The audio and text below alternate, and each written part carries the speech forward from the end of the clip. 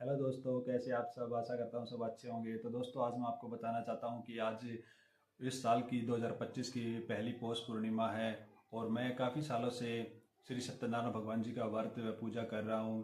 तो आज मैं चाहता हूँ कि आज आपको संपूर्ण व्रत कथा व आरती आपको सुनाऊँ और कमेंट करें, जय श्री श्याम, जय सत्यनारायण भगवान की जय।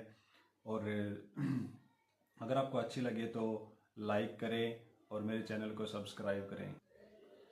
बोल सत्यनारायण भगवान की जय हो, बोल बालाजी महाराज की जय हो, बजरंगबली महाराज की जय हो, शिव शंकर भोलेनाथ की जय हो, बालाजी महाराज की जय हो, श्री रामचंद्र जी की जय हो, माता रानी की जय हो, माँ बेरी वाली की जय हो, माँ शेरा वाली की जय हो, सभी देवी देवताओं की जय हो। श्री गणेशाय नमः, श्री गणेशाय नमः, श्री गणेशाय नमः। सत्यनारायण भगवान व्रत कथा। ओम श्री गणेशाय नमः, ओम श्री गुरुभ्यो नमः, ओम श्री सरस्वती नमः, मातर पितर चरण कमल नमः। श्री सत्यनारायण भगवान व्रत कथा एवं आरती। प्रथम अध्याय। एक समय नैमिषारण्य तीर्थ में शौनक आदि सभी ऋषि तथा मुनियों ने पुराण शास्त्र के वेता श्री सूत जी महाराज से पूछा, महानुमने, किस व्रत अथवा तपस्या से मनोवांछित फल प्राप्त होता है, उसे हम सब सुनना चाहते हैं। श्री सूत जी बोले, इसी प्रकार देव श्री नारद जी के द्वारा भी पूछे जाने पर भगवान श्री कमलापति जी ने उनसे जैसा कहा था उसे कह रहा हूं, आप लोग सावधान होकर सुने। एक समय योगी नारद जी लोगों की कल्याण की कामना से विविध लोकों में भ्रमण करते हुए पृथ्वीलोक में आए और यहाँ उन्होंने अपने कर्मफल के अनुसार नाना योनियों में उत्पन्न सभी प्राणियों को अनेक प्रकार के क्लेश दुख भोगते हुए देखा तथा किस सुनिश्चित रूप से नाश हो सकता है ऐसा मन में विचार करके वे विष्णु लोक को गए। वहां चार भुजाओं वाले शंख चक्र गदा पद तथा वनमाला से विभूषित शुक्ल वर्ण भगवान श्री नारायण जी का दर्शन कर उन देवादि देव की वे स्तुति करने लगे। नारद जी बोले, हे वाणी और मन से परे स्वरूप वाले, अनंत शक्ति संपन्न, आदि मध्य और अनंत से रहित, निर्गुण और सकल कल्याणमय गुणों से संपन्न, भक्तों की पीड़ा नष्ट करने वाले परमात्मन, आपको नमस्कार है। स्तुति सुनने के अनंतर भगवान विष्णु जी ने नारद जी से कहा, महाभाग, आप किस प्रयोजना से यहाँ आए हैं, आपके मन में क्या है। नारद जी बोले, भगवान, पृथ्वीलोक में अपने पाप कर्मों के द्वारा विभिन्न योनियों में उत्पन्न सभी लोग बहुत प्रकार के क्लेशों से दुखी हो रहे हैं। हे नाथ, किस लघु उपाय से उनके कष्टों का निवारण हो सकेगा। यदि आपकी मेरे ऊपर कृपा हो तो मैं सब सुनना चाहता हूँ, उसे बताएं। श्री भगवान ने कहा, वत्स, संसार के ऊपर अनुग्रह करने की इच्छा से आपने बहुत अच्छी बात पूछी है।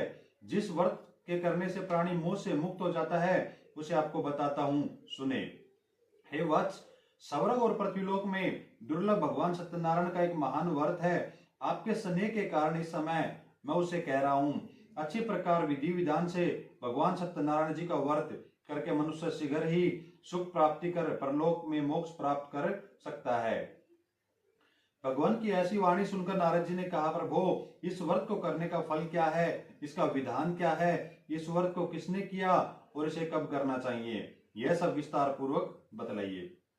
भगवान ने कहा, यह श्री सत्यनारायण जी व्रत दुख शोक आदि का शमन करने वाला, धन धान्य की वृद्धि करने वाला, सौभाग्य को संतान देने वाला तथा सर्वत्र विजय प्रदान करने वाला है।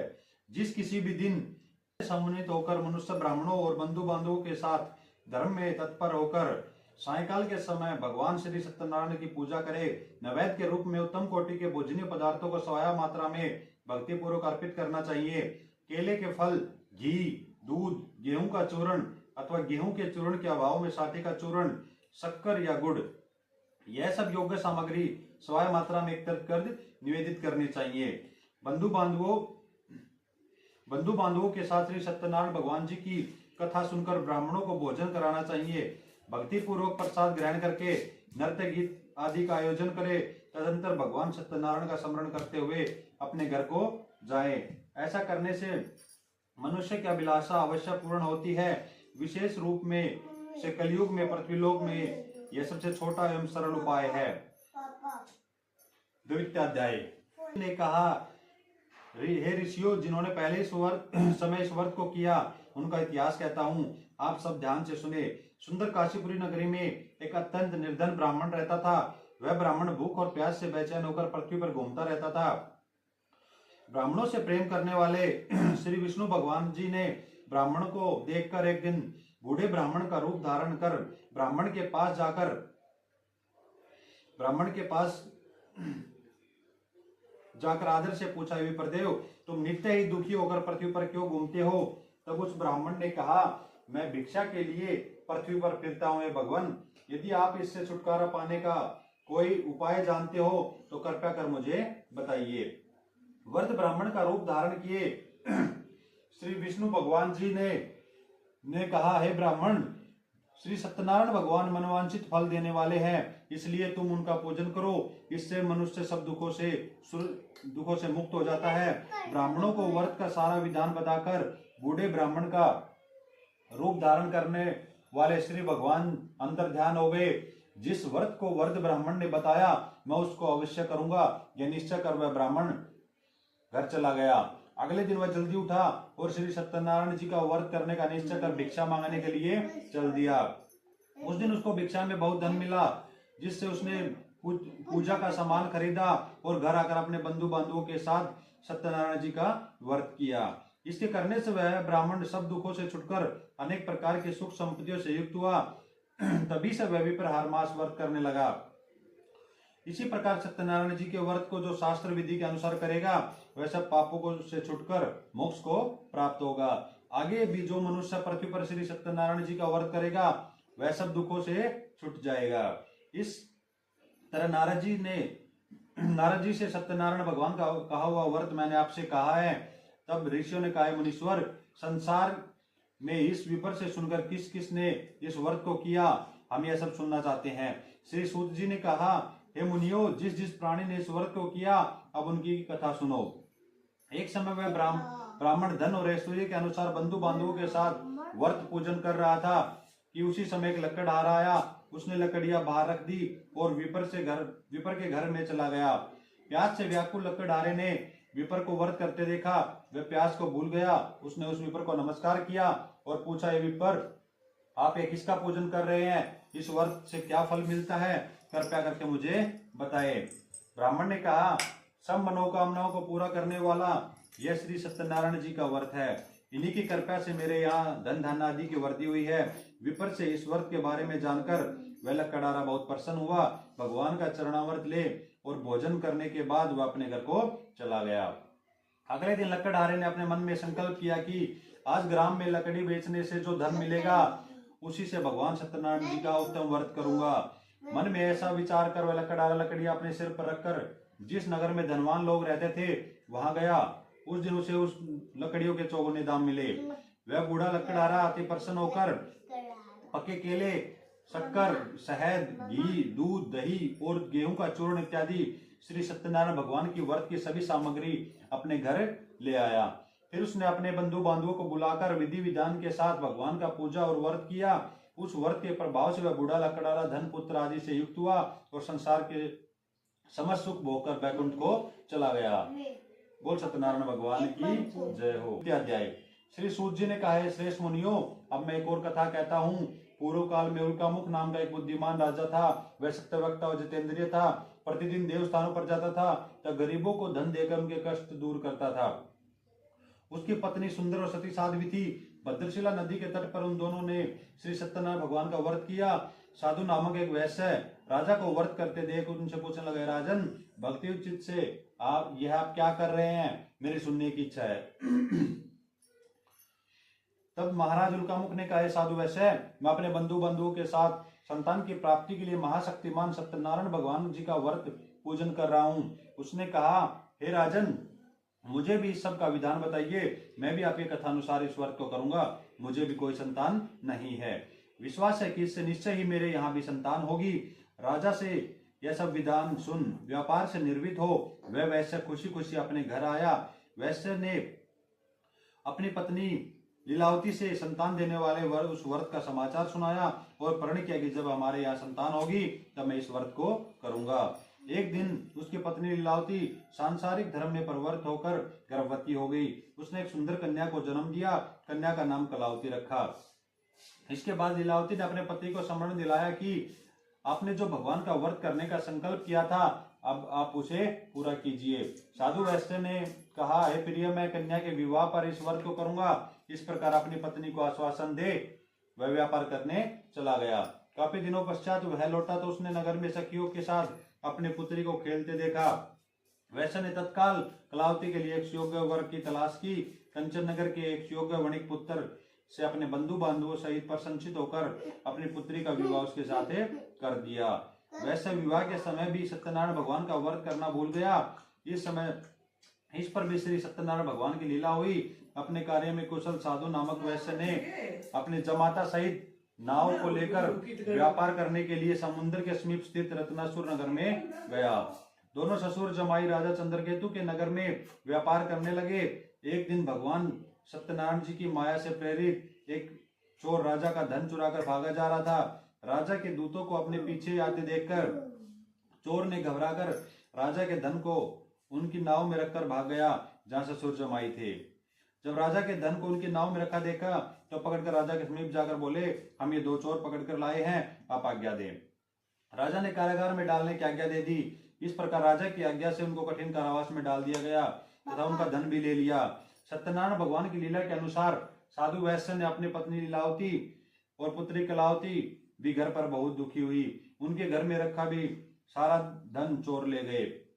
एक दिन शारीरिक व मानसिक पीड़ा तब भूख प्यास से अति दुखित हो भोजन की चिंता में कलावती एक ब्राह्मण के घर गई।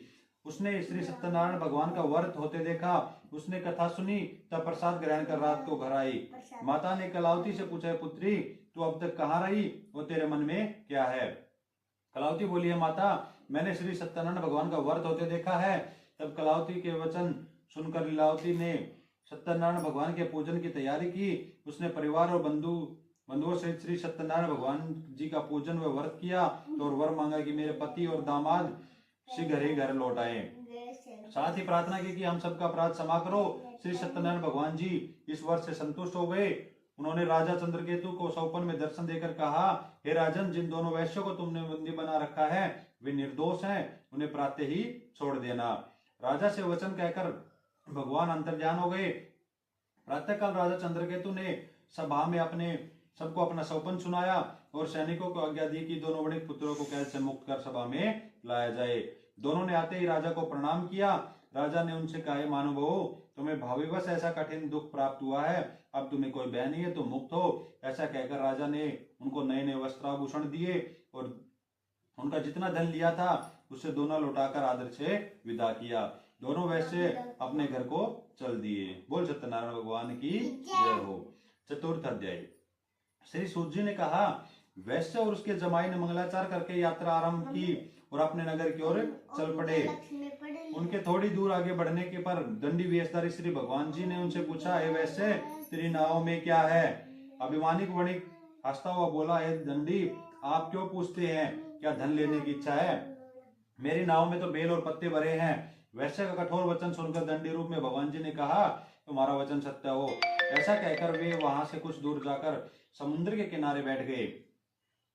दंडी महाराज के जाने के पश्चात वैश्य ने नित्य क्रिया से निर्वित होने के बाद नाव को ऊंची उठी देखकर अचंभा किया और नाव में बेल पत्ते आदि देखकर मूर्छित हो जमीन पर गिर पड़ा। बेटा रुक जा थोड़ी देर। होश आने पर अत्यंत शोक प्रकट करने लगा। तब उसके जमाता ने कहा, आप शोक न करे, यह दंडी महाराज का श्राप है, अतः उन्हीं की शरण में चलना चाहिए, तभी हमारी मनोकामना पूरी होगी। जमाता के वचन सुनकर दंडी महाराज के पास पहुंचा और भक्ति भाव से प्रणाम करके बोला, मैंने आपसे जो असत्य वचन कहे थे उसके लिए मुझे क्षमा करें। ऐसा कहकर वैश्य रोने लगा। तब दंडी भगवान बोले, हे वणिक पुत्र, मेरी आज्ञा से तुझे बार बार दुख प्राप्त हुआ है, तू मेरी पूजा से विमुख हुआ है। तब उसने कहा, भगवान, आपकी माया से ब्रह्मा आदि देवता भी आपके रूप को नहीं जान पाते, तब मैं अज्ञानी भला कैसे जान सकता हूँ? आप प्रसन्न होइए, मैं अपनी सामर्थ्य के अनुसार आपकी पूजा करूंगा, मेरी रक्षा कीजिए और पहले के समान मेरी नौका को धन से भर दीजिए। उसके भक्ति वचन सुनकर भगवान जी प्रसन्न हो गए और उसकी इच्छा अनुसार वर देकर अंतर्ध्यान हो गए। तब ससुर व जमाता दोनों ने नाव में आकर देखा कि नाव धन से परिपूर्ण है। फिर वह भगवान सत्यनारायण जी का पूजन कर जमाता सहित अपने नगर को चला। जब वह अपने नगर के निकट पहुंचा तो उसने एक दूत को अपने घर भेजा। दूत ने वैश्य के घर जाकर उसकी पत्नी को नमस्कार किया और कहा, आपके पति अपने दामाद सहित इस नगर के समीप आ गए हैं। लीलावती ने अपने पत्नी उसकी कन्या कलावती उस समय भगवान का पूजन कर रही थी। दूत का वचन सुनकर साधु की पत्नी ने बड़े हर्ष के साथ सत्यदेव का पूजन पूर्ण किया और अपनी पुत्री से कहा, मैं अपने पति के दर्शन को जाती हूँ, तो भी कार्य पूर्ण कर शीघ्र आना। परंतु कलावती पूजन व प्रसाद छोड़कर अपने पति के दर्शन के लिए चली गई, परंतु उसको पति का दर्शन प्राप्त नहीं हुआ। नौका को डूबा हुआ और कन्या को रोता हुआ देखकर वैश्य दुखित हो बोला, प्रभु मुझसे मेरे परिवार से जो भूल हुई है उसे क्षमा करो। उसके दीन वचन सुनकर सत्यदेव भगवान प्रसन्न हो गए। आकाशवाणी हुई, हे वैश्य, तेरी कन्या प्रसाद छोड़कर आई है, इसका पति अदृश्य हुआ है, यदि वह घर जाकर प्रसाद खाकर लौटे तो उसका पति अवश्य मिलेगा। आकाशवाणी सुनकर कलावती ने घर पहुंचकर पूजन कर प्रसाद खाया और फिर आकर अपने पति के दर्शन किए। तत्पश्चात वैश्य ने अपने बंधु बांधवों सहित सत्यदेव का विधि पूर्वक पूजन किया। वह इस लोक का सुख भोगकर अंत में स्वर्गलोक को गया। बोल सत्यनारायण भगवान की जय हो। पंचम अध्याय। जी ने कहा, हे ऋषियों, मैं एक और कथा कहता हूँ। प्रजा पालन में लीन तुंगध्वज का एक नाम का एक राजा था। उसने भगवान सत्यदेव का प्रसाद त्याग कर बहुत दुख पाया। एक समय राजा वन में वन्य पशुओं को मारकर बड़ के वृक्ष के नीचे आया। वहां उसने ग्वालों को भक्ति भाव से बंधु बांधवों सहित श्री सत्यनारायण जी का व्रत पूजन करते देखा, परंतु राजा देखकर भी अभिमानवश न तो वहां गया और न ही सत्यदेव भगवान को नमस्कार किया। जब ग्वालों ने भगवान जी का प्रसाद उसके सामने रखा तो वह प्रसाद त्याग कर अपने नगर को चला गया। नगर के में पहुंचकर उसने देखा कि उसका सब कुछ नष्ट हो गया है। वह समझ गया कि यह सब भगवान सत्यदेव ने ही किया है। तब वह उसी स्थान पर वापस आया और ग्वालों के समीप गया और विधि पूर्वक पूजन कर प्रसाद खाया तो सत्यनारायण जी की कृपा से सब कुछ पहले जैसा हो गया और दीर्घ काल तक सुख भोगकर स्वर्गलोक को चला गया। जो मनुष्य इस परम दुर्लभ व्रत को करेगा, श्री सत्यनारायण भगवान की कृपा से उसे धन धान्य की प्राप्ति होगी। निर्धन धनी बंदी बंधन से मुक्त होकर निर्भय हो जाता है। संतान इनको संतान प्राप्त होती है। तब सब मनोरथ पूर्ण होकर अंत में वह बैकुंठ धाम को जाता है। जिन्होंने पहले इस व्रत को किया, अब उनके दूसरे जन्म की कथा भी सुनिए। सतानंद नामक ब्राह्मण ने सुदामा के रूप में जन्म लेकर श्री कृष्ण की भक्ति कर मोक्ष प्राप्त किया। उल्का मुख के महाराज राजा दशरथ बने और श्री रंगनाथ का पूजन कर बैकुंठ को प्राप्त हुए। साधु नामक वैश्य ने धर्मात्मा व सत्य प्रतीक राजा मोरध्वज बनकर अपने पुत्र को आरे से चीरकर मोक्ष को प्राप्त हुआ। महाराज तुंगध्वज स्वयं भूमनु हुए। उन्होंने बहुत से लोगों को भगवान की भक्ति में लीन कर मोक्ष प्राप्त किया। लक्कड़ारा भील अगले जन्म में गुह नामक निषाद राजा हुए, जिसने भगवान श्री राम के चरणों की सेवा कर मोक्ष प्राप्त किया। बोल सत्यनारायण भगवान की जय। आरती। ओम जय लक्ष्मी रमण स्वामी, जय लक्ष्मी रमण सत्यनारायण स्वामी, सत्यनारायण स्वामी जन पातक हरणा। ओम जय लक्ष्मी रमण रतन जड़ित सिंहासन छविराजे, स्वामी अद्वैत छविराजे। नारद करत निरंजन, नारद जन घंटा ध्वनि बाजे। ओम जय लक्ष्मी रमण भय कलि कारण द्विज को दरस दियो, को दरस दियो। बूढ़ो ब्राह्मण बन कर कंचन महल कियो। ओम जय लक्ष्मी रमणा दुर्बल भील कराल, जिन पर कृपा करी, जिन पर कृपा करी। चंद्रचूड़े के राजा, चंद्रचूड़े के राजा विपत्ति हरि। ओम जय लक्ष्मी रमणा वैश्य मनोरथ पायो, सदा तज दीनी, स्वामी शरणा तज दीनी। तो फल भोग्यो प्रभु जी, भोग्यो प्रभु जी फिर स्तुति कीनी। ओम जय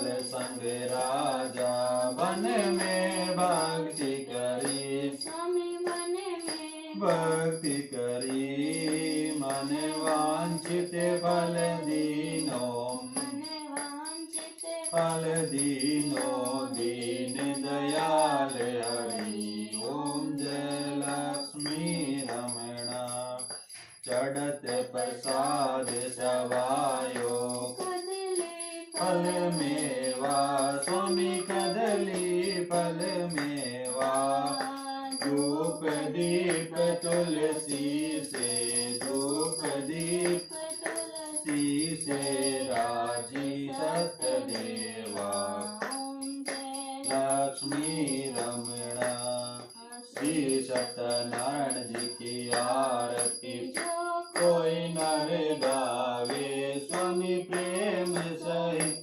गावे शिवानंद स्वामी कहते हरि हर स्वामी मन वांछित फल पावे ओम जय लक्ष्मी रमणा जय लक्ष्मी रमणा स्वामी जय लक्ष्मी रमणा नारायण स्वामी सत्यनारायण स्वामी पातक हरना ओम जय लक्ष्मी रमणा। बोल सत्यनारायण भगवान की जय हो। बोल सियापति रामचंद्र जी की जय हो। बोल विष्णु भगवान की जय हो। बोल गणेश जी भगवान की जय हो। बोल सभी देवी देवताओं की जय हो। 36 कोटि देवी देवताओं की जय हो। बोल सच्चे दरबार की जय हो।